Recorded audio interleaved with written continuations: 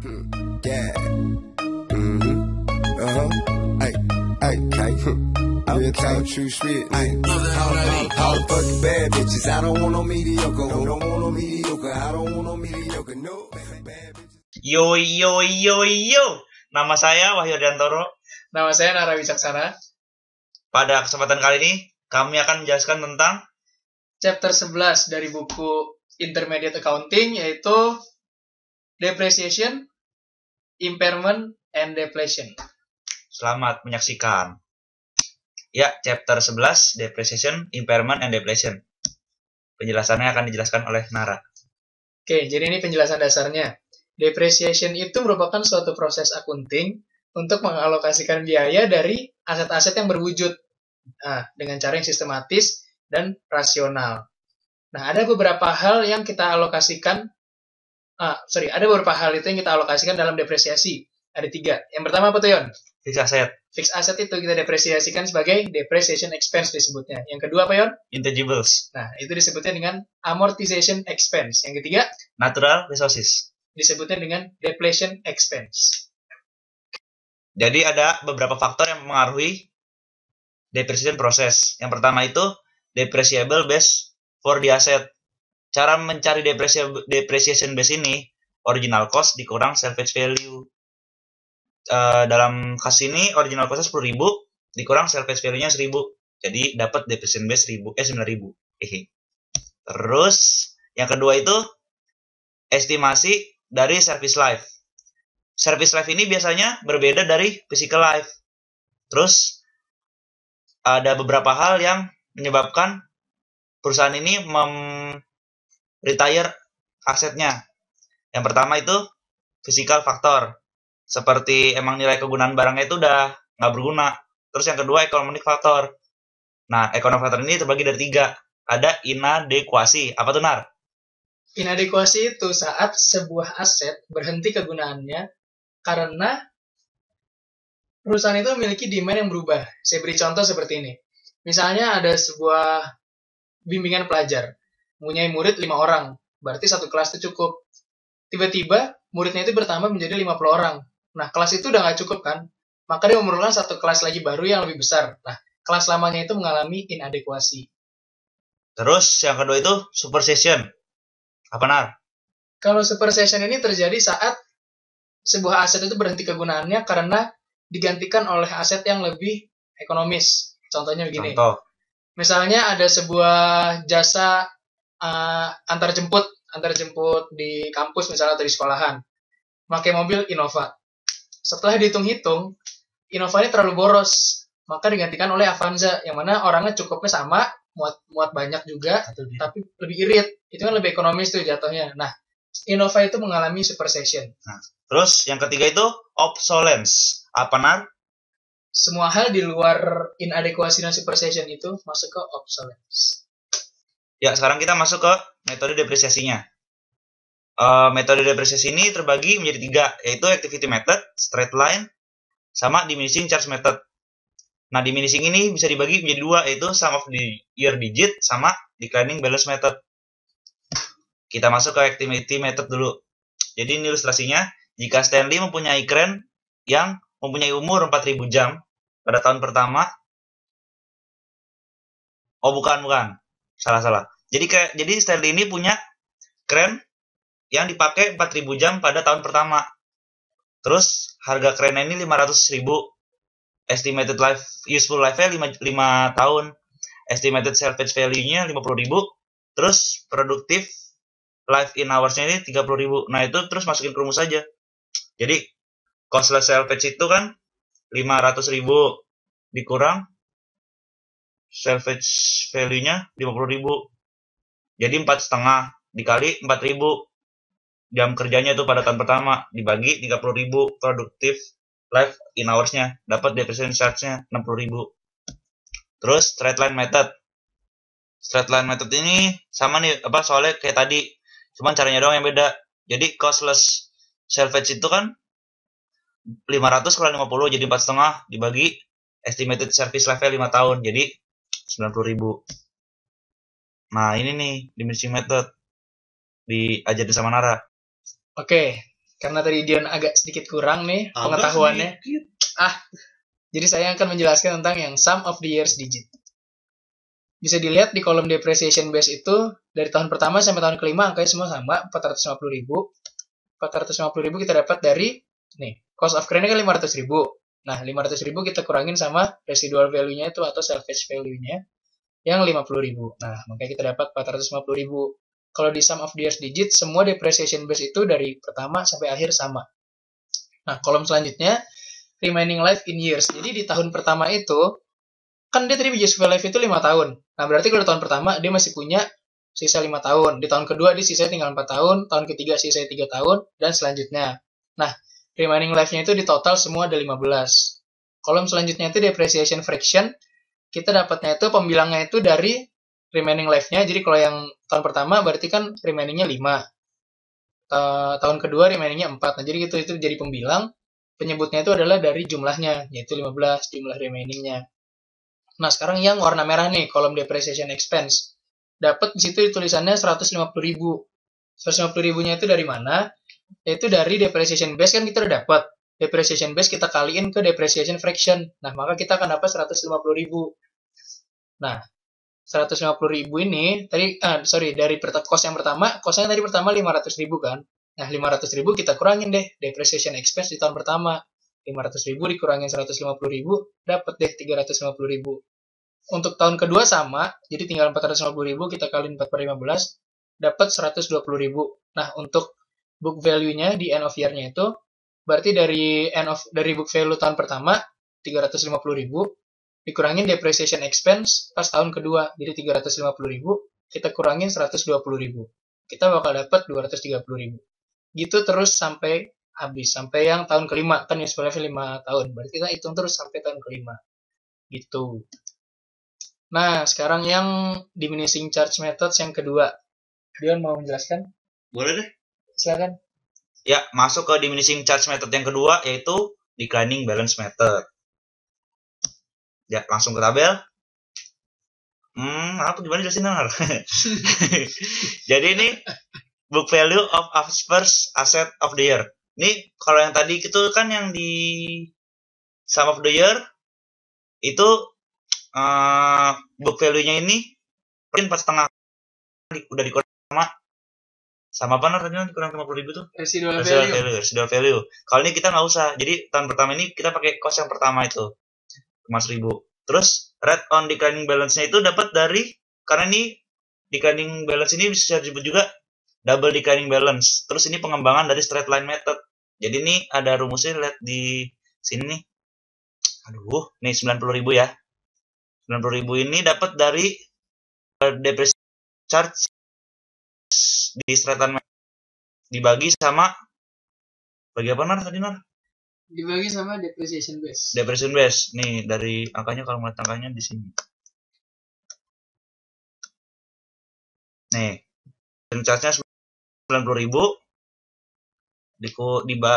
dibagi sama 4,5 depreciation base. Terus dikali 2 karena double declining method, bener. Terus caranya, jadi book value-nya ini pertama 500.000 dikali 40% dapat depreciation expense 200.000. Nah, balance accumulated depreciation ini karena kita masih tahun pertama jadi ya 200.000 aja. Plug. Terus book value-nya tinggal dikurang 500.000 dikurang 300.000 dapat 108 dikurang 200.000 dapat 300.000. Bedanya sama sum of the year method. Kalau sum of the year method ini book value-nya ini 4,5 sampai tahun kelima kan. Kalau ini kita pakai buat tahun keduanya kita pakai book value N-nya pada tahun pertama, jadi 300.000. 1.000-nya ini sama kayak tadi caranya, kali 40% dapat 120. Terus accumulated depreciation-nya ini 120-nya ini tambah sama tahun pertama, jadi 320 karena udah diakumulasiin. Terus dapat 320. Terus caranya dapat 180, ini 300.000 dikurang 120, dapat 180, 180 taruh di tahun ketiga. Terus gitu terus caranya sampai habis. Oke, yang selanjutnya kita bakal ngebahas tentang special depreciation issues. Jadi ada beberapa hal yang kita klasifikasikan ke dalam depresiasi yang bisa dibilang spesial. Yang pertama, depreciation and partial periods. Yang kedua itu depreciation and replacement of PPE atau property, plant and equipment. Yang ketiga itu ada revision of depreciation rate. Kita lanjut ya. Oke, ini nggak usah. Nah, kita masuk ke impairment. Saat nilai buku dari sebuah aset itu tidak bisa tercover, perusahaan itu bakal mencatat sebagai write-off yang disebut sebagai impairment. Tuh, jadi impairment. Nah, ada beberapa hal yang bisa menyebabkan impairment. Yang pertama itu, nih yang A nih. Nah, nih yang pertama, significant decrease in the fair value of an asset. Jadi ada penurunan yang signifikan dari nilai pasar oleh suatu aset. Kan. Jadi ada penurunan nilai yang signifikan, nilai pasar yang signifikan dari sebuah aset. Yang kedua itu significant change in the manner in which an asset is used. Jadi ada perubahan yang signifikan dari bentuk atau susunan aset itu saat digunakan. Yang ketiga, adverse change in legal factors or in the business climate that affects the value of an asset. Jadi misalnya ada perubahan hukum di suatu negara yang mempengaruhi si perusahaan asetnya itu. Nah, jadi pengaruhnya itu mengurangi nilai aset. Nah, itu bisa menyebabkan juga impairment. Yang keempat, an accumulation of costs in excess of the amount originally expected to acquire or construct an asset. Yang terakhir, yang kelima, yaitu a projection or forecast that demonstrates continuing losses associated with an asset. Lanjut. Nah, ini bagian tentang impairment. Dion mau ngejelasin ya? Boleh. Oke, langsung ke Dion ya. Impairments. Nggak ngerti. Impairments. Jadi bagian ini adalah bagian yang kita gunakan untuk menjelaskan sebenarnya apa sih itu impairment. Silakan Dion. Impairments. Jadi, nih kita lihat nih di sini. Yang pertama adalah carrying amount. Yang carrying amount-nya adalah nilai buku yang dimiliki oleh aset kita. Jadi, nilai buku aset kita ada di sini. Ya. Lalu, carrying amount itu atau nilai buku kita bandingkan compare to recoverable amount. Nah, ini nih kita bandingin di sini. Dapat angka recoverable amount-nya itu dari sini. Kita bisa lihat nih nilai pasarnya itu, nilai pasar si aset kita itu berapa. Betul kan Dion ya? Betul. Kita ngeliat dari situ. Jadi nilai pasar berapa sama nilai value in use-nya itu berapa. Nilai buku nih. Oh, bukan. Apa? Ini value in use. Bukan nilai buku, kalau nilai buku itu. Oh iya. Saya dulu ya. Iya. Ya udah. Jadi dari dua nilai ini, value in use dan fair value less cost to sell atau Salah. Bener. atau nilai pasar dari aset yang kita miliki, kita bandingin nih. Kan di sini tulisannya higher off. Berarti apa yang higher off? Lebih tinggi. Berarti kita pilih nilai yang lebih tinggi di antara keduanya. Jadi misalnya di sini yang lebih tinggi itu nilai pasarnya, kita bawa nilai pasar itu ke recoverable amount. Nah, sekarang kita compare nih, kita lihat. Sorry, ada kesalahan teknis sedikit ya. Jadi kita lihat. Nah, kalau nilai bukunya ini lebih kecil daripada nilai si recoverable amount-nya, maka terjadilah yang namanya impairment. Betul sekali. Seperti itu kira-kira. Mengerti kan semuanya? Ya. Kita lanjut ya. Nih, depression nih. Nih, depression itu sama kayak apa ya? Buat apa, Nar? Deflation itu biasanya Deflation itu depresiasi yang kita gunakan buat natural resources. Betul sekali. Atau juga disebut dengan wasting asset. Yang masuk ke situ itu ada dua. Biological asset seperti timberlands. Timberlands itu I got a timber. Tanah hutan. Timberlands itu seperti hutan tanah lah gitu. Nah, ya. Kalau mineral resources seperti oil, gas alam, mineral mining gitu dah. Ya, lanjut. Nah, terus buat menghitung depreciation base ini ada tiga bagian. Yang pertama itu menghitung pre-exploratory cost itu. Nah, pre-exploratory cost itu adalah biaya yang muncul sebelum kita memulai kegiatan itu sendiri. Misalnya saya ingin membuka sebuah tambang emas. Tentu semua itu pakai izin kan, Yon? Nah, ngurus izin itu nggak gratis kan? Pasti ada biayanya. Nah, biaya sebelum kita mulai itu pre-exploratory cost. Masuk ke situ. Yang kedua, exploratory and evaluation cost. Ini biaya yang muncul saat kita mengerjakan si tambang itu. Udah ngerti kan maksudnya? Ya. Yang Terus terakhir, development cost. development cost itu adalah biaya yang muncul pas kita ingin Selanjutnya. mengembangkan. Nah. Kita ingin buat usaha kita lebih luas, lebih berkembang. Iya. Nah, Ya. Write-off of resource cost.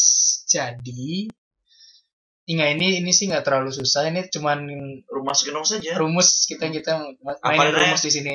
Intinya di sini kita mau nyari Depletion cost cost per unitnya berapa, depletion unit yang diekstrak kulit manis. unit extracted-nya itu kita kali sama ini. Ya. Dapat Jadi depletion nih rumusnya sini ya. Bisa kalian hafalkan UAS atau seperti ini. Nih contohnya nih. Maceledek Ya. Tuh. Dia punya 10 hektar. 1000 1000 hektar lahan di Alaska untuk tambang emas. Mas Dion. Nah, biaya sewanya itu $50,000. And the related exploration cost-nya itu $100,000. Development cost nih, udah ada kata kunci ketahuan kan ini berarti Ya. biaya apa nih? Development. Ih, cakep. Incurred in opening the mine are $1,5. $850,000. Nah, Maclede itu menghitung si tambangnya itu nantinya bakal menghasilkan kira-kira 100.000 ons dari emas. Dion. Benar banget. Nih, kita lihat rumusnya tadi apa? Total cost dikurang residual value atau sales Lagi total estimated units sama available. dengan Depletion cost per unit. Sekarang gimana cari total cost-nya? Ya udah nih kita lihat nih. Jangan di next dulu Mas, ntar penasaran. Nih. Suasik lu. Aduh. Gua lu suasik. Kita punya biaya sewa itu 50.000. Berarti itu masuk ke biaya yang pertama tadi apa namanya? Exploratory. Betul sekali, 50.000 ya, ingat-ingat. Ya. And the related exploration cost. Berarti kan yang sekarang Ya, nih, itu berarti 100.000. apa? Yang exploration and evaluation Ya, cost. tuh, Itu ada 100.000. Terus developmentnya. Pokoknya ini udah jelas tuh 8,5. ada tulisannya. Terus karena salvage value-nya nggak Ntar lu dicantumin di tuh soal totalnya jadi tuh juta. Ya. Jadi anggap aja 0 itunya. Salvage value-nya di sini nggak dibilangin, jadi kita anggap itu 0. Dibagi 100.000. Nah, dapat deh. Depletion cost per unitnya itu adalah 10 ons. Jangan lupa tulis per ounce karena bukan per kilo. Iya, karena di sini bilangnya per ounce nih. Kalau kalian ketemu soal kayak gini, jangan lupa satuannya. Iya. Karena satuan Penting. Udah. Ini cuman kayak tadi, cuman kita mau ngejurnalnya aja. Jadi kalau dia itu menghasilkan 25.000 ons di tahun pertama, tinggal dikali. maka deflation di tahun pertama itu ya udah. Tadi kan harganya udah dapat. Berapa tuh harganya per unit? 10 kan? Ya, Tinggal kali deh 25.000 dikali 10 jadi dapat 250.000. Ini nyatetnya gini aja kan, berarti inventory kita nambah dalam bentuk apa? Dalam bentuk Emas. Nah, si pertambangannya sendiri itu pasti berkurang kan? Nyatetnya. Some companies use an accumulated damage. In that case, my balance sheet would presented as follows. Ini cuman buat ini ngitung ini nih. Depreciation aja. Ya, kayak Dan accumulated kita punya gold minus sejumlah 1 juta. Nih tadi total karena cost udah kita. udah jadi 250, jadi 250 itu kurang jadi 7,5 sisanya. Cerdas sekali. Nah, sekarang ini tentang dividennya. Jadi masih di deflation tapi subbabnya itu dividen. Betul. Jadi saat kita ingin membagi-bagikan dividen dari suatu perusahaan, dari suatu perusahaan seperti itu. Saya lihat di sini Kalahan Mining had unretained earning balance of 1.650.000, accumulated depletion on mineral properties of 2.100.000, and paid in capital in excess of par gitu. Ya nggak usah ribet. Sebenarnya saya ada di puncak sekarang, jadi emang kabut tuh di sini lagi agak deras ya. Nah, kita lanjut aja deh soalnya ribet. Jadi intinya di sini dia pengen nyatet pas kita ngeluarin dividen. Kita tunggu kabutnya bener. Nah, kita ngeluarin dividen itu ngambil dari mana Yon kalau dividen? Retain earning, bener banget Yon. Kita ngambil dari retain earning. Retain earning itu kan normalnya di Kredit. Ambil dari retain earning, berarti logikanya gimana? Berkurang. Kalau berkurang ditaruh di Kredit debit. Debit ya. Nah, ini retain earning 1.650.000. Paid in capital in of par. Itu. Nah, jadi kita tinggal ngitung sisanya nih. Karena itu mau ngeluarin dividen 1 juta kan. in capital in excess of part-nya, ya udah kita tinggal ini. Betul. Ini. Enggak saya. Kita kelar sampai sini. Thank you for watching and see you next. Jangan lupa subscribe di sini. di sini. Di sini. Ya, makasih banyak ya. Oke. Selamat malam. Semoga kalian semua mengerti. Amin.